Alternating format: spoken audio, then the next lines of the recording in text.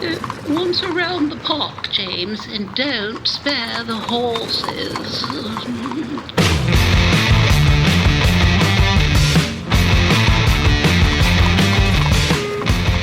Well, here we are. We survived the short week. I don't know about you guys, but you end up with a 4-day week and everybody's excited about it. It only means you have to do 5 days of work in 4 days. So it never is easy going.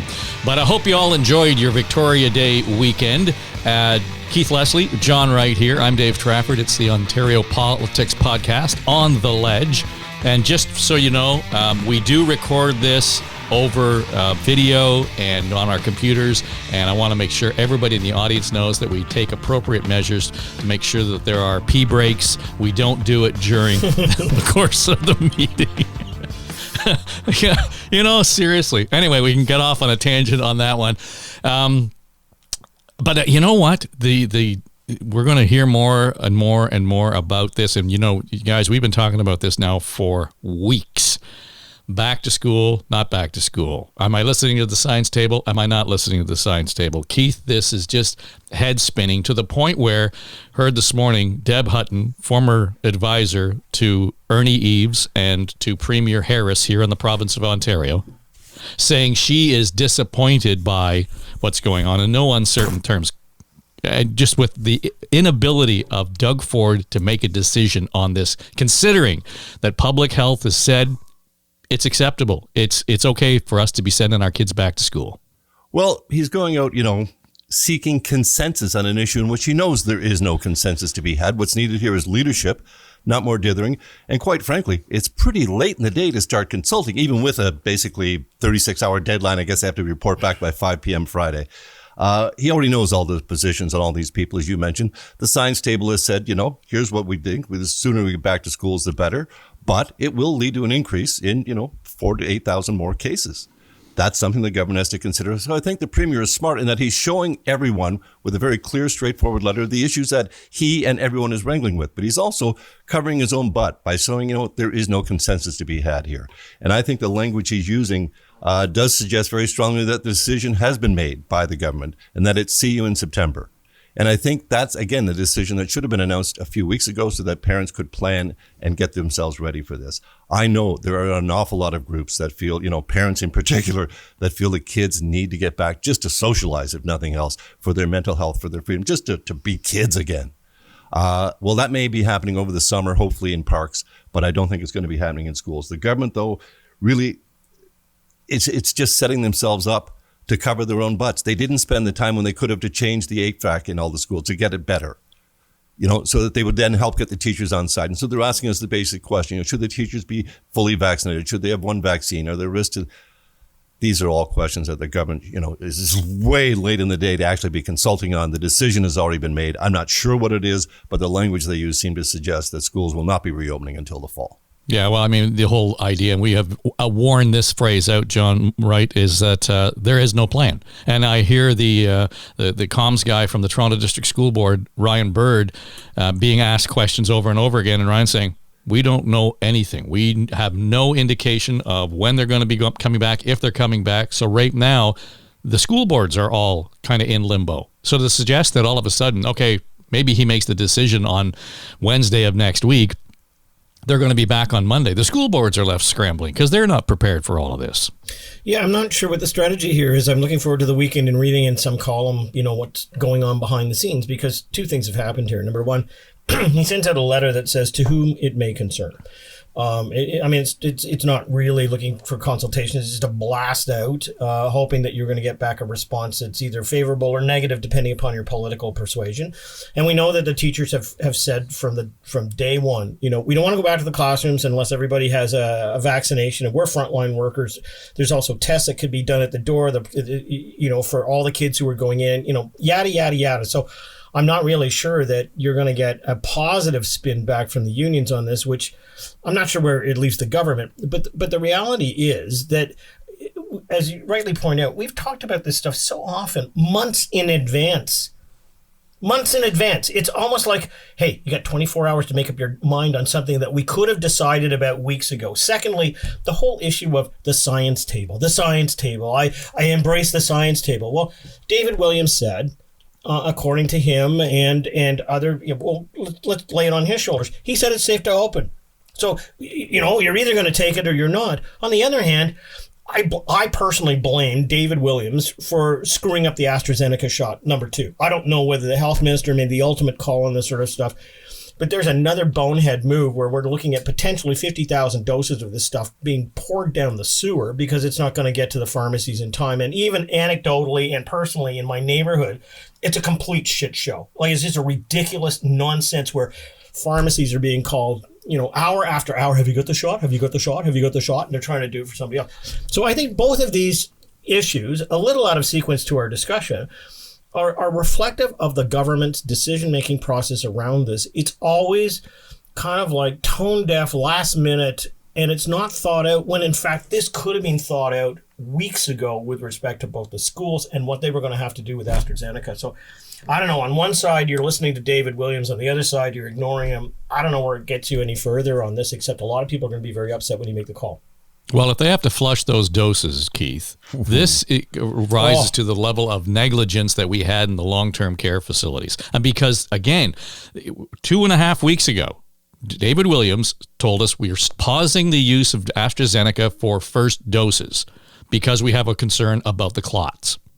But he said there's already science in Europe out of Oxford that says if you use it for the second dose, the possibilities of you being affected by the clots is less than 1 in a million.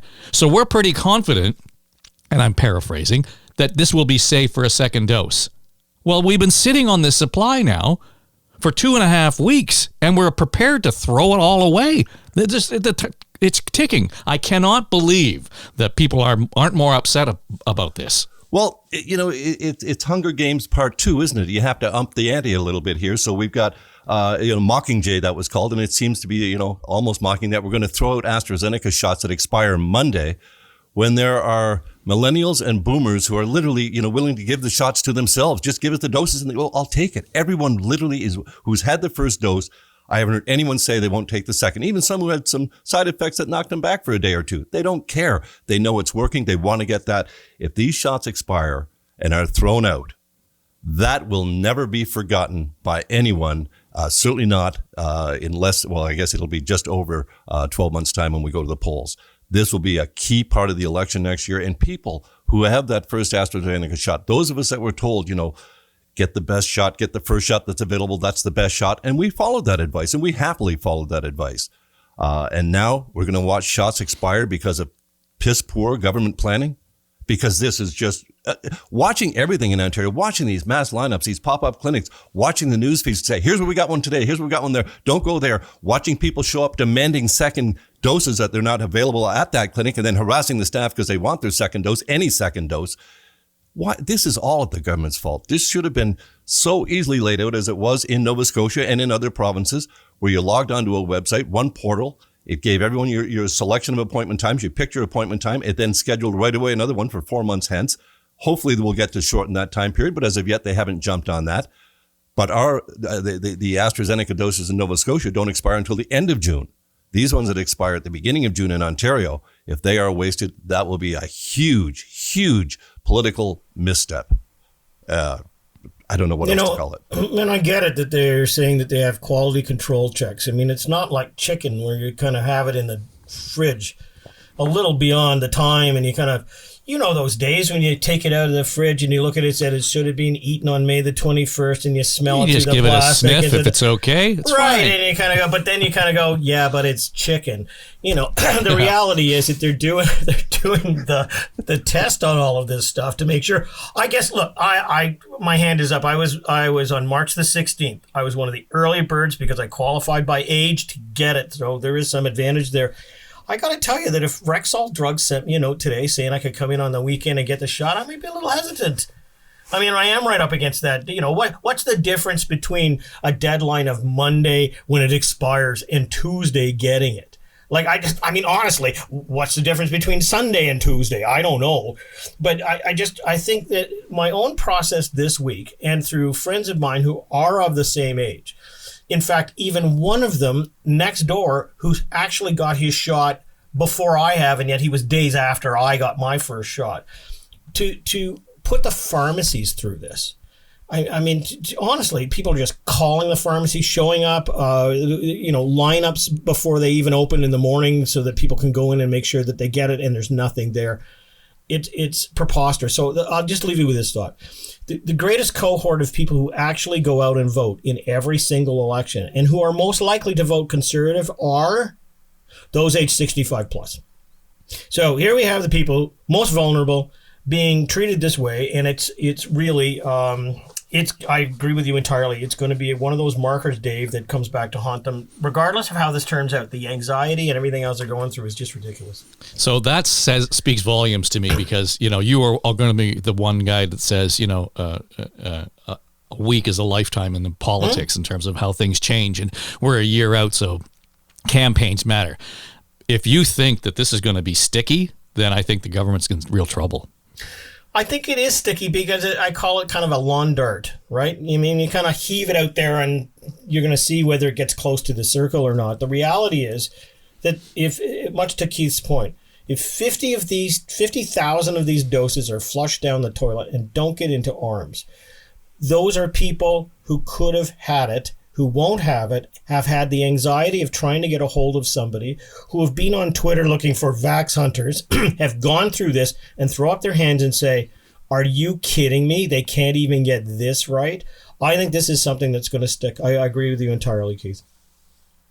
Okay, just going to take a quick break. Going to do something unusual here. We don't normally have mid-roll, but I do want to point out to all those of you who are listening, we are in the process of standing up a new podcast, and it's called The Next Normal. Actually, we're reviving an old podcast. About a year ago, we did the show called The Next Normal, and it was all about the things that we are learning from COVID and the changes that are going to happen. I mean, we've just spent 10 minutes talking about learning from COVID and the problems that we're having with it. But we're going to be doing that coming up in July. So for those of you who are interested, just stay tuned here. We'll keep reminding you here. Otherwise, you can follow me on Twitter or on Instagram at Dave Trafford, and we'll be giving you more details about The Next Normal. But it's going to be about the changes that are affecting culture, the changes that are affecting policy decisions, the changes that are affecting your work culture, the changes that are going to affect just urban planning, all those things that kind of come together on one big ball. So mark it on your calendars. Coming up mid-July, The Next Normal. It will be an eye contact podcast as well. And on that point, let me point out, I mean, a lot of the research I'm doing nowadays, which I'm going to be publicly releasing, it has one question, that is, what's going to stick after all of this? I mean, when COVID recedes. So I have a new study that I'm going to be putting out shortly that actually goes through a list of things that Canadians say they're going to do more of or less of. And just to highlight one of those things, before the pandemic hit, the average Canadian household was ordering food 3 times a month. That as of a month ago, the average Canadian was ordering it 3 times a week. So we've quadrupled our intake of that.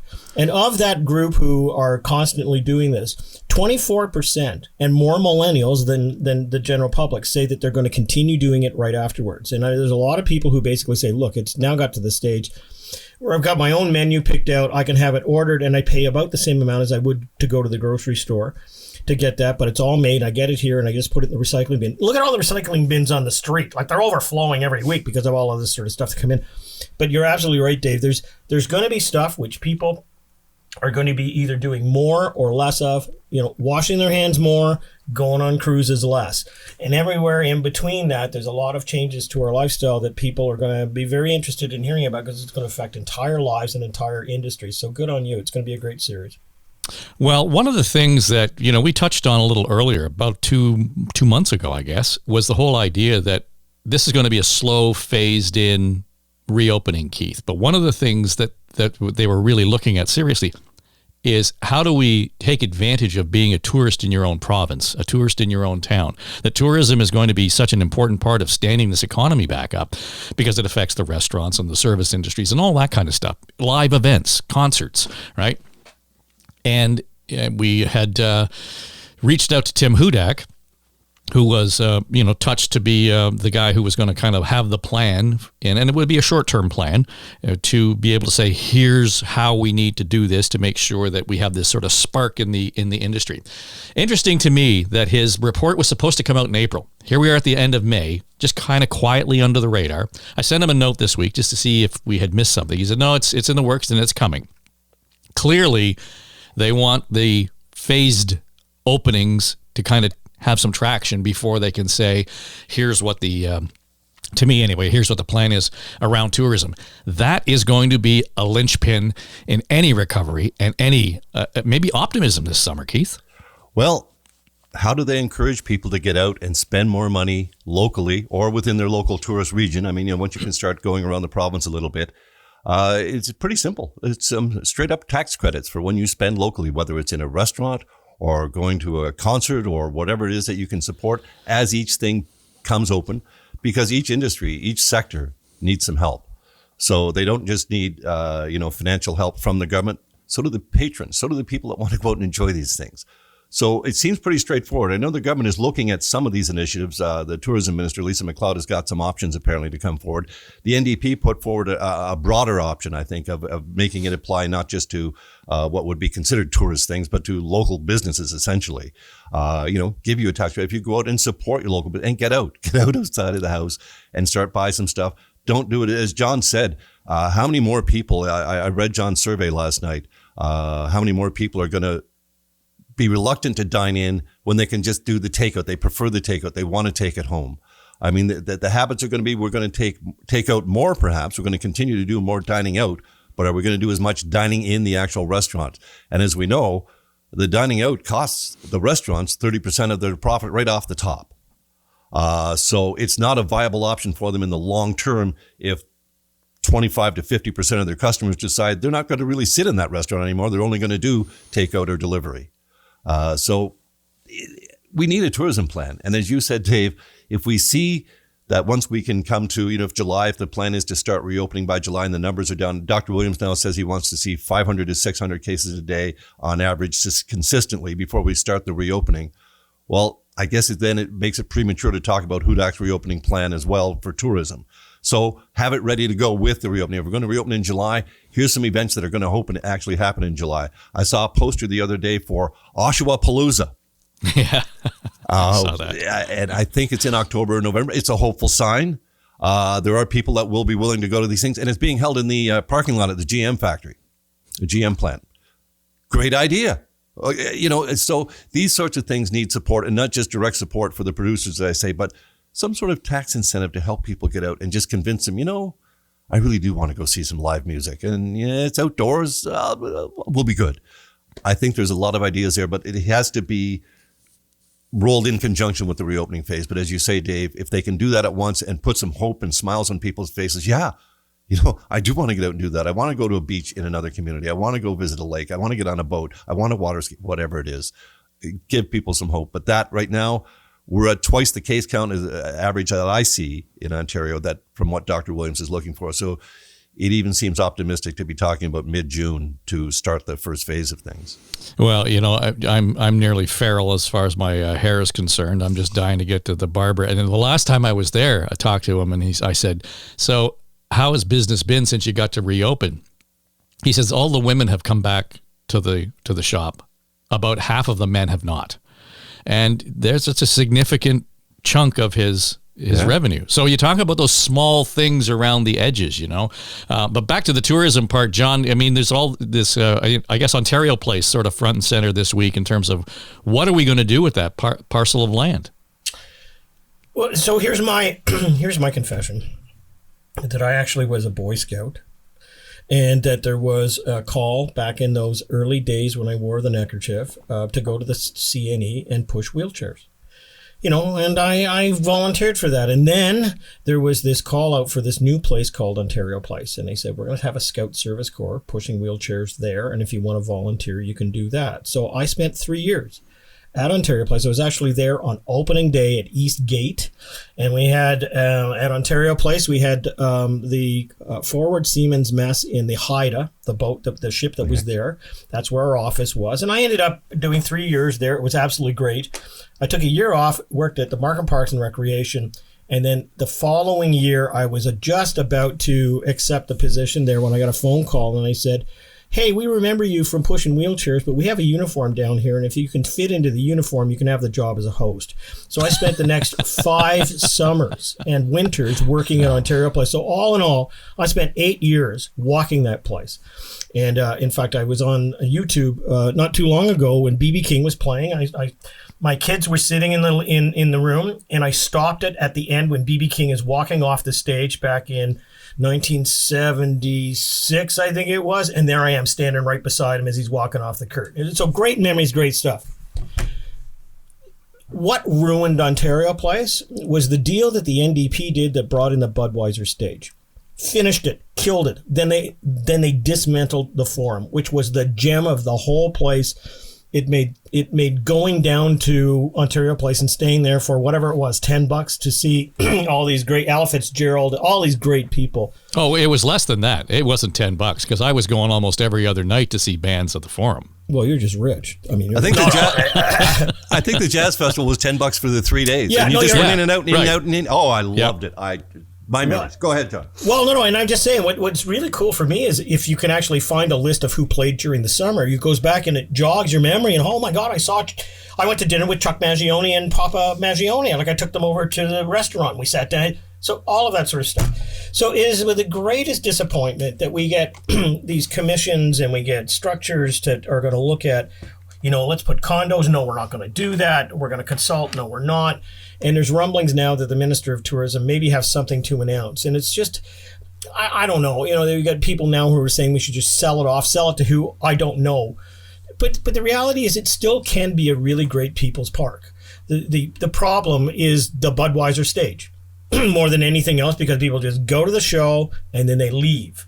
And I don't know what else you do with the space there, but I lament every summer day that goes by that, I know you can go down, but you can't really experience it the way it was.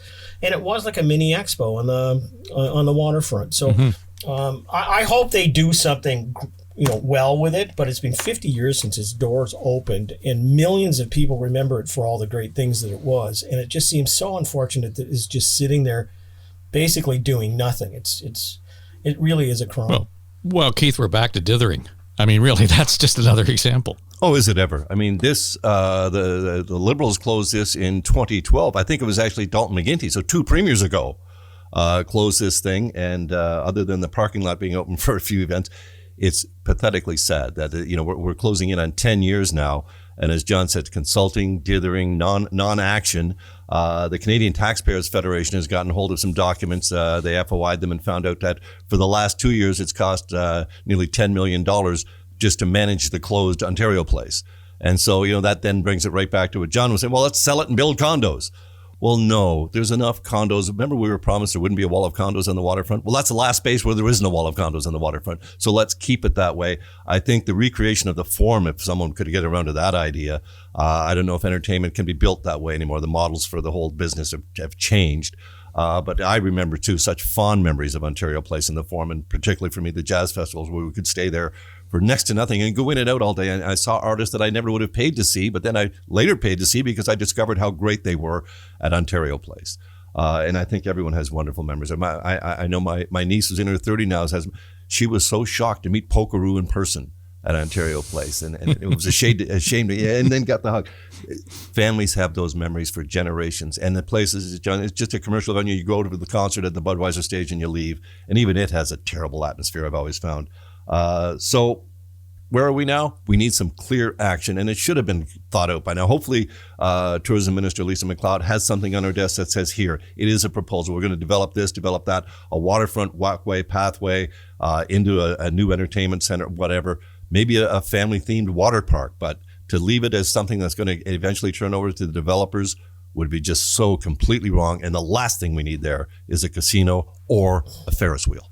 Well, and my final parting on this is, look, there are web groups now of people who used to work there who love it. I mean, even Keith, down in your neighborhood, there's a gentleman who's put together this huge following of people who support Ontario Place.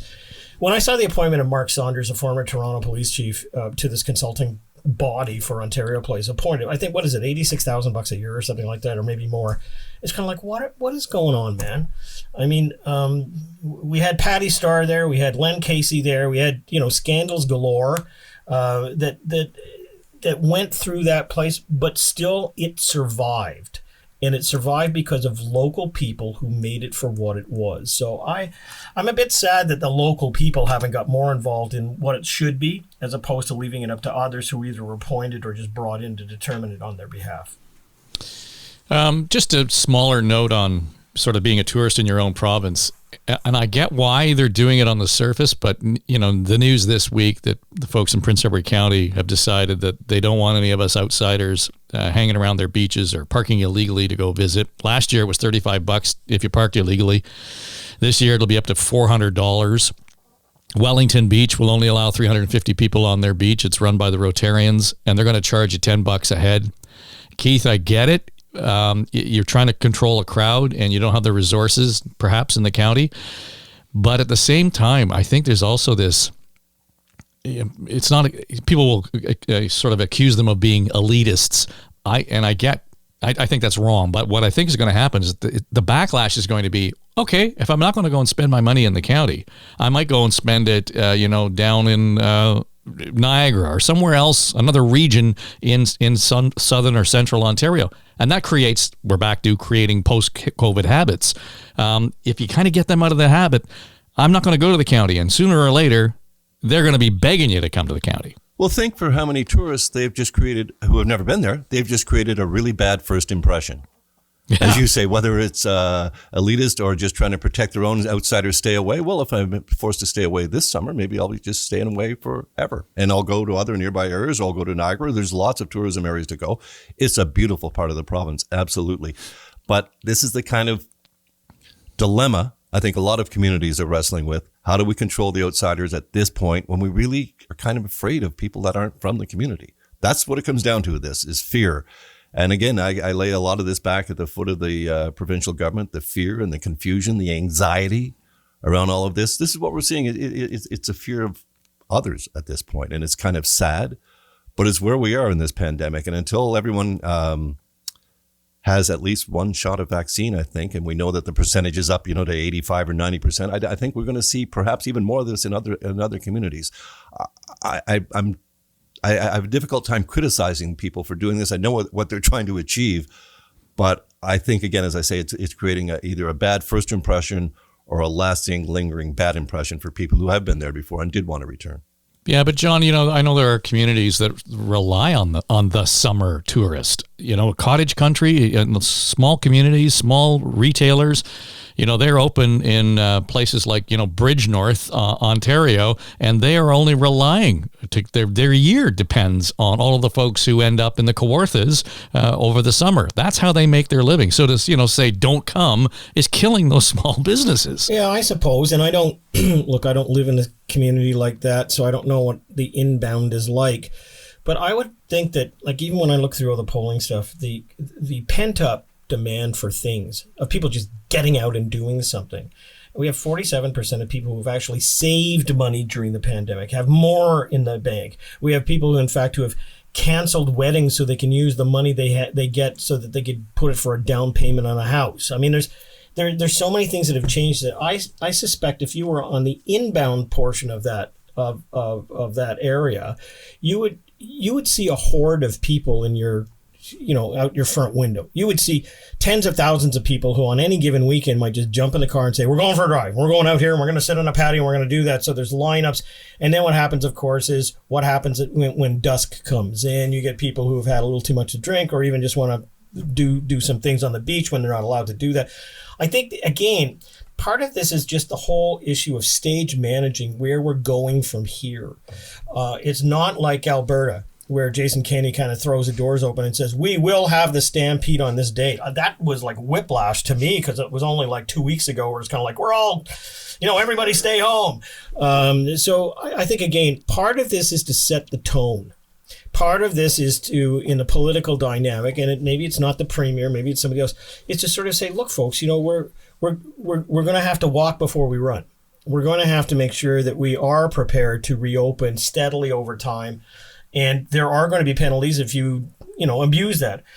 But again, if I were in Wasaga Beach, John, Dave, I think that it would be really interesting to see that mindset, thinking about what's going to happen on the July 1st weekend. Because it may, in fact, turn out to be a lot of people, even more than they even expected, and a lot more crowd control they're going to have to deal with. So, yeah, the good, but also potentially the bad. I just want to close on this note. There were calls this week for Andrea Horvath to do the right thing and just quit right now, allow the NDP in Ontario to elect a new leader so that they would have some runway along with a new leader in the Liberal Party to take on Doug Ford. Keith, I know the example has been made. Doug Ford did exactly that. He just sort of jumped in, a couple of months before the writ was dropped in 2018. Look at that. He ends up on the Premier's chair. Not quite the same circumstance. No, but not really at all. I mean, I think we know that pretty much any of the people that were running against Doug Ford, Christine Elliott would have become the Premier of Ontario as well had she won that leadership. It was a unique circumstance. Patrick Brown was thrown out of the party unceremoniously amidst an alleged sex scandal. I say alleged because there was no sex. I don't know about the scandal even really, but I know he's launched lawsuits and will stay clear of that sort of thing. But overall, it's just a silly premise. Yeah, no kidding. I mean, I don't know what anybody would gain from this, John. Well, the only thing is that, Andrea Horvath has, been on the campaign trail to be premier, and I don't see the NDP having a clear shot at this time either. If anything, what it appears to be is that there could be a minority. So at some point, if she doesn't, win this time around, the NDP are going to have to clean the clothing anyways. So, he does raise one important point, and that is we are a year out. If the NDP wanted to take a look at this, and if she felt that she couldn't do it, well, then that's one scenario. But Andrea Horvath is not going to leave. And that's, she's got people around her who see her as doing a very effective job down at Queen's Park, and that campaigns matter. Things happen in 2 to 3 weeks. And the NDP in the last campaign were pretty high in the polls. It didn't convert it at the end of the day. But this is going to be a very interesting dynamic. A post-pandemic election, man, oh man, there's a lot of emotion out there, and you just don't know which way it's going to go. So I think it's idle speculation more than anything else. Well, again, nothing else to write about. What can we put in the paper today? We're referring to Bob Hepburn's latest comments in the Toronto Star, by the way. All right, that'll do it for us. He is Keith Leslie, along with John Wright. I'm Dave Trafford. Thanks for listening to On the Ledge. And if you like it, share it. If you like it, subscribe and send us a comment. Be curious to see what you guys have to think about it. This is an Eye Contact podcast.